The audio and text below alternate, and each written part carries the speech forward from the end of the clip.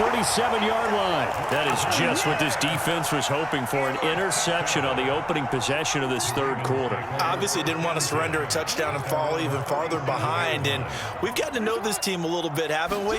Couldn't you just see their defensive leaders telling the offensive guys, telling the quarterback, don't worry, we got you to start things off. You take it from there. 2 yards the loss, 2nd and 12.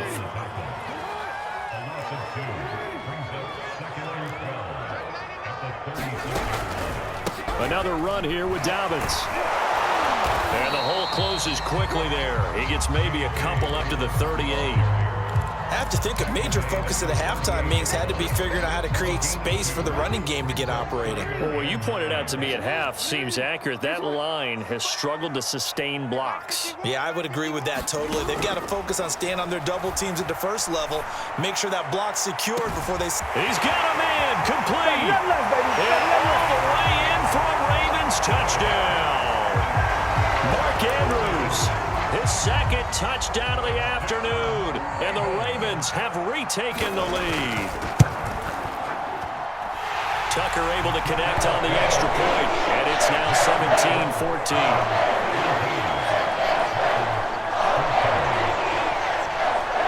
Tucker now to kick it away following the touchdown. And this will be a touchback as that sails over the end line. The Packer offense ready to get their next drive underway. And following the interception, just any interception, are you a little bit more cautious when you start that next drive, or no, you just throw that out the window? I think you are. I don't think that there's any way you can run back out there and go, totally didn't affect me. Let's just go ahead and be loose with the football again. You're going to take care of it, but you have to be careful about being too cautious because now you can't run any offense at all. Still want to attack. We'll see how they attack them here. Give them 3 on first down. It'll set up a 2nd and 7. Rodgers with a give. It's Aaron Jones. And very little daylight there. He'll get a couple up to the 44.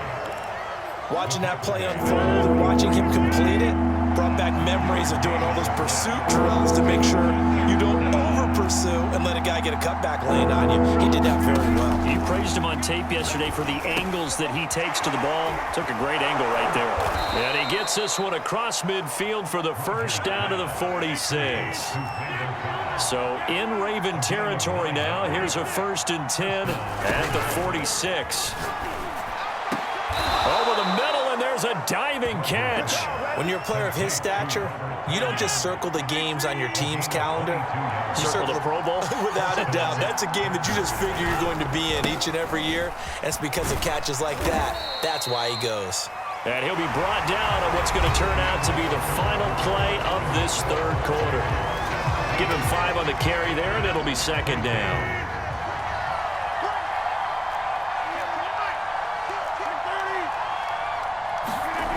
On play action, now Rodgers. Over the middle, that's caught by Adams. Touchdown! It's Devontae Adams hauling it in from Aaron Rodgers. And the Packers have retaken the lead.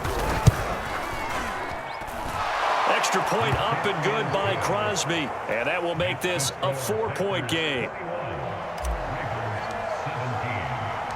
Now after the touchdown, here's Crosby to kick it away.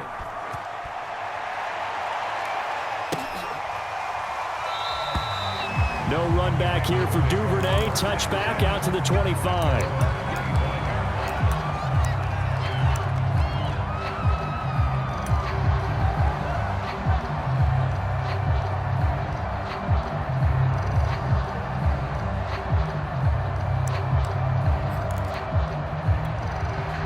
The Raven offense set at the line for this next drive. And for them, a touchdown their last go-around. Obviously, they'll be hoping to do that again. And when you start plotting for this drive, when you start thinking to yourself, okay, what are we going to do? You don't go away from what you did before because that worked, but you have to be prepared for wrinkles and counters because you know they'll make some adjustments.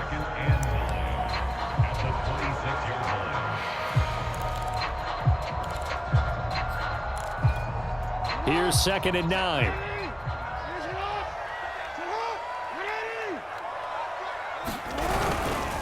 Jackson on the give to Dobbins.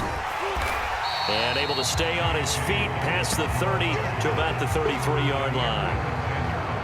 And there we saw one of the downsides of blitzing during a rundown, because sometimes you get out of your gaps. You don't fit the run quite as well because you're headed towards the ball carrier with abandon.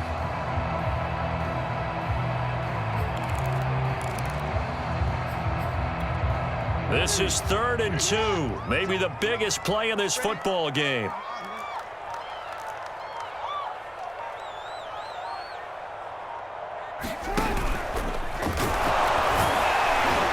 And he will have a first down here at about the 40. Well, that's the fear any defense has when the quarterback gets involved in the running game. You don't usually account for him, and he's hurting them today. Yeah, he's been very involved in the running game. Defensively, when you got the coverage good downfield, how do you account for him, though? Occasionally, you start to spy him. Take someone who has the same agility, who can dance with him, run with him, and try and keep him in the pocket. That'll be especially critical here as we come down the stretch in the 4th. No gain on the play there, 2nd down. It's rare that a man his size can't at least push forward for a yard, but they stopped him there for nothing. You're talking about Tiny? You're talking about the little guy back there?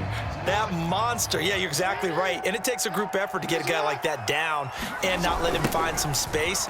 The first guy in, he's got to take one for the team, right? Because he's just waiting there and holding on for everyone else to help him out. It'll go as a loss of a yard, so now they deal with 3rd and 11. And the trend continues here in the 4th like it was in the 1st, 2nd, and 3rd. He's had nowhere to run. And you're probably thinking to yourself, why do they keep feeding him the football? Well, they trust him first and foremost. They do believe that over time he might actually pop one of these runs. But bottom line is he takes care of the ball well for them, so they'll keep handing it to him.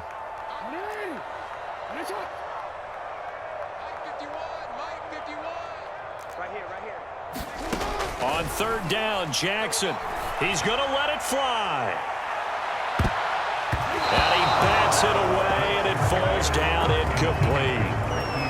That means it's just one last chance left, and this has to be a first down or a touchdown, or this game's over. Down 4 late. Got to go for it here on 4th down. Here we go. It's Jackson on 4th down. Oh, what a heck of an effort there as he'll make the diving catch.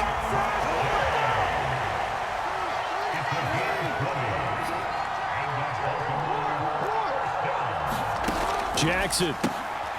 That one complete to Prochet. And he gets it down a yard or two shy of the 30 before he's out of bounds. And here we are in the 4th quarter, partner, and we watch them drive for what would be a go-ahead touchdown. And you and I both know this is where you need a quarterback who can keep his cool back there. Not just for himself, but to keep the rest of the team relaxed too. On 1st and 10, it's Dobbins. He'll be dropped at the 25 after a gain of 6.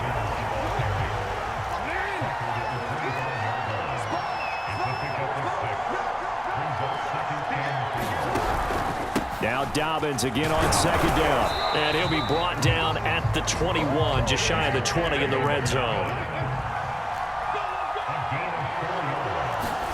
Jackson. Well, that's complete to the fullback, Ricard. And he'll go out of bounds in the red zone just inside the 20. Give him a gain of 5 on the completion. And it's a 2nd down. Well, this has certainly been a nice drive with the way they've spread the football around. Here, they even get the fullback involved in the passing game. That's got to cause a lot of consternation on the defensive side. You've got to cover him, too. That makes things really difficult.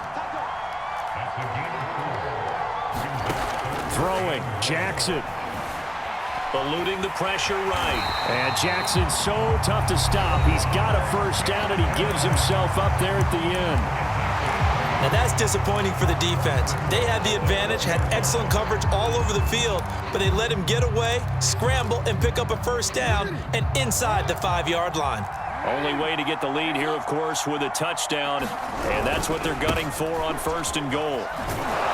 And he's maybe going to get this back to the 4, but that's about all.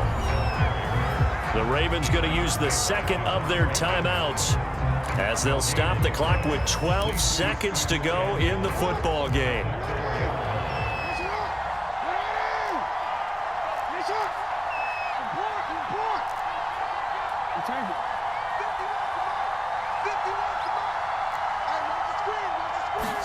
Here's Jackson. He's across for the touchdown, and it's likely the game winner here in the closing stages. So for those of little faith, guess what? It got done. They now have the lead with that touchdown this late in the contest. I wonder if that was a play they were holding or a play that they just knew would work from past experience. I just saw it in their eyes on the sideline before starting that last drive, and they did. You're right. They got it done. Looks like they're going to be the winners. Rodgers going to return it from his end zone. And in hindsight, probably should have taken a knee as he only gets this out to the 16-yard line. The Packer offense ready to get their next drive underway.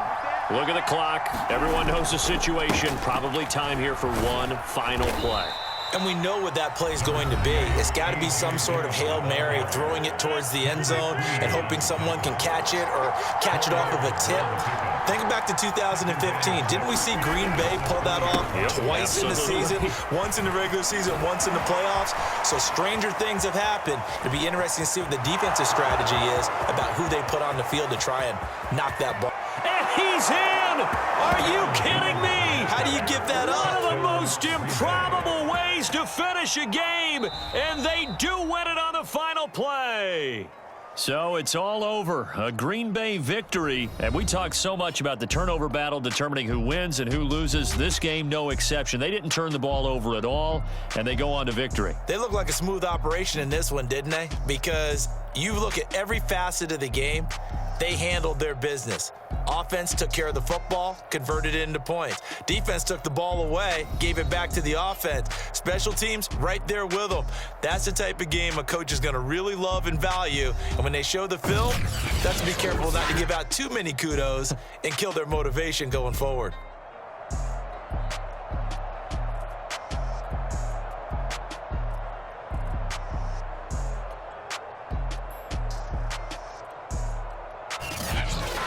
That'll do it for us. For Charles Davis and all our hardworking crew, I'm Brandon Gaudin. You've been watching the NFL on EA Sports. For more, find us on Twitter at EA Madden NFL. From Baltimore, so long, everybody.